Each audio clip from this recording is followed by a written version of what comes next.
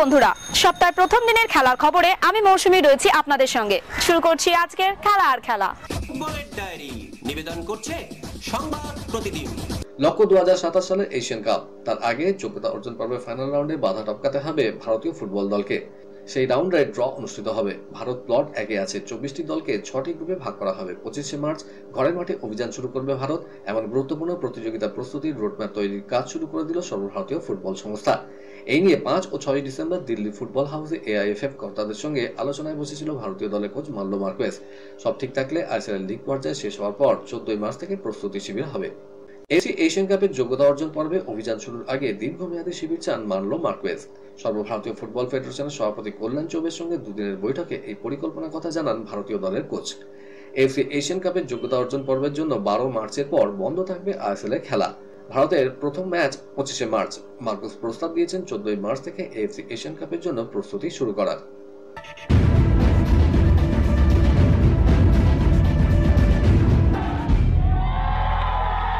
Mohun Bagan super জায়ান্টসের coach Jose মলিনার challenge ছিল গুয়াহাটির মাঠে নর্থ ইস্ট ইউনাইটেড দলকে হারিয়ে জয়ের হ্যাট্রিক করতে হবে। তার সার্থক রূপ পেল। মোহনবাগান 2-0 গোলে জয় পেল নর্থ ইস্ট ইউনাইটেড দলের বিপক্ষে। খেলার প্রথমার্ধে কোনো গোল হয়নি। দ্বিতীয়ার্ধে 65 মিনিটে মনবীর গোল করে মোহনবাগানকে এগিয়ে দেন। দ্বিতীয় গোলটি আসে 71 মিনিটে মোহনবাগানে। গোলদাতা লিস্টন কোলাসো। এই জয়ে মোহনবাগান লিগ টেবিলের শীর্ষে আবার জায়গা করে নিল।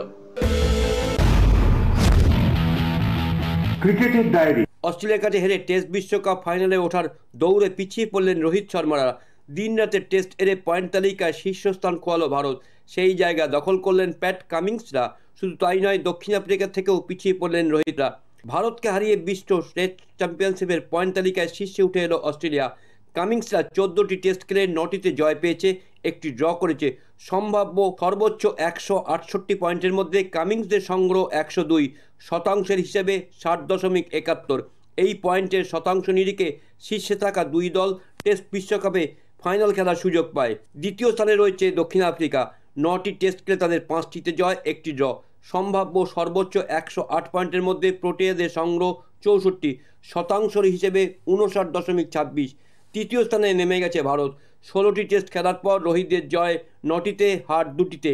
সম্ভাব্য সর্বোচ্চ 192 পয়েন্টের মধ্যে ভারতের সংগ্রহ 110 পয়েন্ট, শতাংশের হিসেবে 97.29। ভারতীয় ক্রিকেট বোর্ডের নতুন সচিব হলেন অসমের ক্রিকেট কর্তা দেবজিৎ সাইকিয়া। দেবজিৎ বিসিসিআই যুগ্ম সচিবের পদে ছিলেন। জয় শাহ ইন্টারন্যাশনাল ক্রিকেট কাউন্সিলের চেয়ারম্যান হওয়ায় আইসিসি সচিবের পদ খালি হয়েছিল, সেই দায়িত্ব পেলেন তিনি। বোর্ড সচিব রাজারবিনী তার সাংবিধানিক ক্ষমতা প্রয়োগ করে বিসিসিআই ভারপ্রাপ্ত সচিব হিসেবে দেবজিৎকে নিয়োগ করেছেন। সংবিধানের 7-এর 1 ধারা ব্যবহার করে তাকে সচিবের হিসেবে কাজ চালানোর ক্ষমতা দিয়েছেন। বোর্ডের বর্তমান কমিটির মেয়াদ শেষ হচ্ছে আগামী বছরের সেপ্টেম্বরে, তারপর আবার নির্বাচন হবে।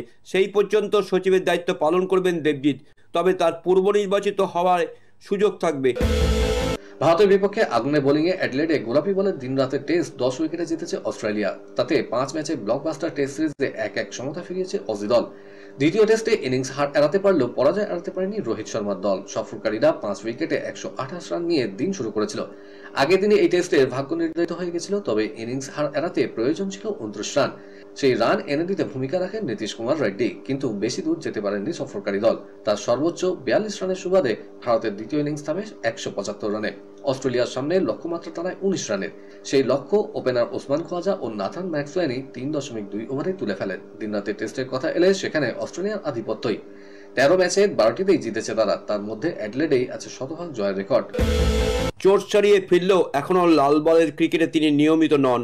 তাই জোফরা আর্চারকে স্বমেজাজে ফিরিয়ে আনতেই তাকে আইপিএলে খেলার অনুমতি দেওয়া হয়েছে। এই খবর জানায় ইংল্যান্ড ও ওয়েলস ক্রিকেট সংস্থার ম্যানেজিং ডিরেক্টর রব কি। তিনি আরও বলেছেন, দ্রুত জফরাকে টেস্ট ক্রিকেটের দলে ফেরাতেই এই সিদ্ধান্ত। ও যাতে তৈরি হয়ে আত্মবিশ্বাস ফিরে পায় সেটাও নজরে রাখতে হবে। আইপিএলে ফিরে আসার সেরা মঞ্চ, তাই ওকে আমরা সুযোগ দিয়েছি। খেলাতে সময় হয়ে গেছে এখন একটা ছোট্ট ব্রেকের। ফিরছি ব্রেকের পর, দেখতে থাকুন খেলা আর খেলা।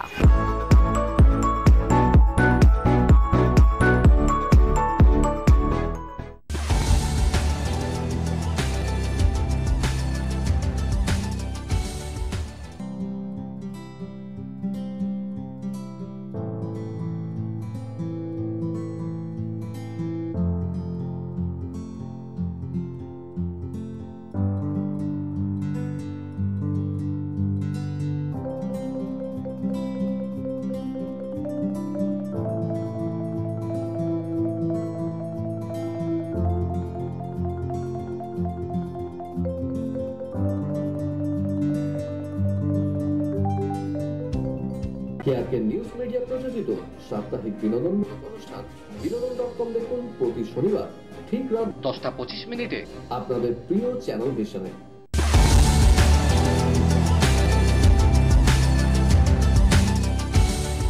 ব্রেকের পর ফিরে এলাম খেলা আর খেলাতে। বিদেশের ডায়েরি। লা লিগায় রিয়াল মাদ্রিদ ও বার্সেলোনার মধ্যে পয়েন্টের লড়াই হাড্ডাহাড্ডি জায়গায় চলে গিয়েছে। গত রাতে বার্সেলোনা পয়েন্ট হারলেও রিয়াল মাদ্রিদ 3 পয়েন্ট পেয়েছে। লা লিগা জিরোনাকে 3-0 বলে হারিয়ে দিয়েছে রিয়াল মাদ্রিদ। এই জয়টাকে সহজ জয় হিসেবে দেখতে হবে, কারণ ম্যাচটা জিততে খুব একটা বেশি বেগ পেতে হয়নি রিয়ালকে। এই জয়ের সঙ্গে তারা লিগ তালিকায় শীর্ষে থাকা বার্সেলোনা আরো কাছে চলে গেল। এখন তাদের কাছে রইল বার্সাকে টপকে যাওয়ার সুযোগও।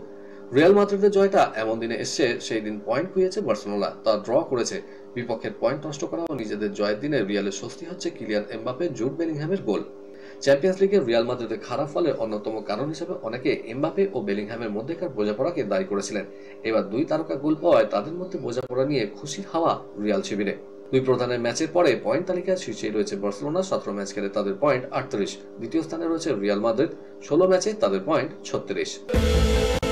চ্যাম্পিয়ন্স লিগে ঘরে প্রতিপক্ষ মোনাকোর মুখোমুখি হওয়ার আগে বড়সড় ধাক্কা দিল আর্সেনাল। ফুলহামে তাদের ম্যাচ শেষ হলো 1-1 গোলে। 15-29 নিয়ে টেবিল নম্বরে আর্সেনাল। তবে দলের খেলায় খুশি হতে পারেননি ম্যানেজার মিকেল আর্তেতা। তিনি বলেন, আমরা অনেক সহজ সুযোগ নষ্ট করেছি। ফুটবলাররা এই ত্রুটি যদি কাটিয়ে উঠতে না পারে তাহলে সামনে অশনি সংকেত।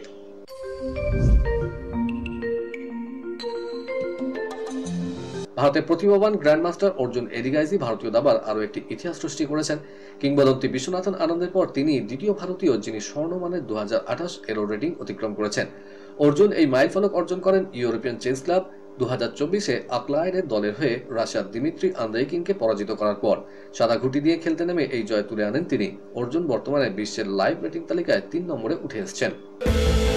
ল্যান্ডন ডোডোহল মোস্ট ভ্যালুয়েবল প্লেয়ার হিসেবে মেসির নাম ঘোষণা করা হয়। এলএমএস-এ এক বিবৃতিতে জানা হয়েছে 34.43% ভোট পেয়েছেন মেসি। দ্বিতীয় সর্বোচ্চ 33.70 ভোট পেয়েছেন কাম্বাস ক্রুর ফরওয়ার্ড কুচো এর্নান্দেস। লড়াই ছিলেন আরো 3 জন, তবে তারা কেউ 10% ভোট পাননি। এতে ইন্টার মায়ামির ইতিহাসে প্রথম খেলোয়াড় হিসাবে এমএলএস-এর আসরে সেরা খেলোয়াড় হওয়ার রেকর্ড গড়লেন মেসি। বিশ্ব দাবা চ্যাম্পিয়নশিপে দুর্দান্তভাবে ঘুরে দাঁড়ালেন ভারতীয় দাবাড়ু ডি গুকেশ। বিশ্ব চ্যাম্পিয়নশিপের 11তম গেমে গুকেশ হারিয়ে দিয়েছেন গতবারের চ্যাম্পিয়ন ডিং লিরেনকে। এই দিনের জয়ের ফলে 6.5 পয়েন্ট নিয়ে লিরেনকে পেছনে ফেলে দিয়েছেন তিনি। লিরেনের বর্তমান পয়েন্ট 5.5। চ্যাম্পিয়নশিপে আর বাকি রয়েছে 3টি রাউন্ড। সেই 3টি রাউন্ড না হারলে খেতাব জিতবেন ডি গুকেশ। সৌদি প্রো লিগে আল ইত্তিহাদ 2-1 গোলে হারিয়েছে আল নাসেরকে। 55 মিনিটে আল ইত্তিহাদের হয়ে গোল করেছেন করিম বেনজামা।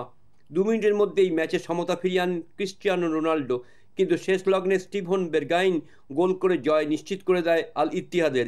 এই মুহূর্তে পয়েন্ট টেবিলে 4 নম্বরে রয়েছে রোনাল্ডোর দল। ভারত টেস্টে দুরন্ত জয়ের পর অ্যাডলেডে মুখ থুবড়ে পড়েছে ভারত। অস্ট্রেলিয়ার বিরুদ্ধে দ্বিতীয় টেস্টে 10 উইকেটে হার। কোনো লড়াই প্রতিপক্ষের দিকে ছুড়ে দিতে পারেনি ভারতীয় ক্রিকেটাররা। একমাত্র ব্যতিক্রম জসপ্রীত বুমরা, যা কিছু লড়াই করেছেন তিনি। অস্ট্রেলিয়ার প্রথম ইনিংসে তিনি উইকেট পেয়েছিলেন 4টি, আর ব্যাট হাতে নীতিশ রেড্ডি ছাড়া সকলেই ব্যর্থ। বিনা লড়াইয়ে এভাবে আত্মসমর্পণ করাটা কিছুতেই মানতে পারছে না ভারত অধিনায়ক রোহিত শর্মা। তার তীর দলের বাকি বোলারদের দিকে। গোলাপি বলের টেস্টে হারের পর তিনি সরাসরি জানিয়ে দিলেন, বুমরা তো 2 দিক থেকে বোলিং করতে পারবে না, বাকি বোলারদেরও দায়িত্ব পালন করতে হবে। কলকাতার ডায়েরি নিবেদন করছে গুডেস হসপিটাল।